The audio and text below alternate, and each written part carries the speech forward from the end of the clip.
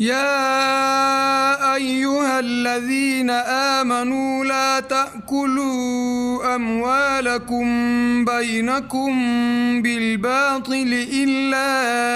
أن تكون تجارة عن تراض منكم ولا تقتلوا أنفسكم إن الله كان بكم رحيما ومن يفعل ذلك عدوانا وظلما فسوف نصليه نارا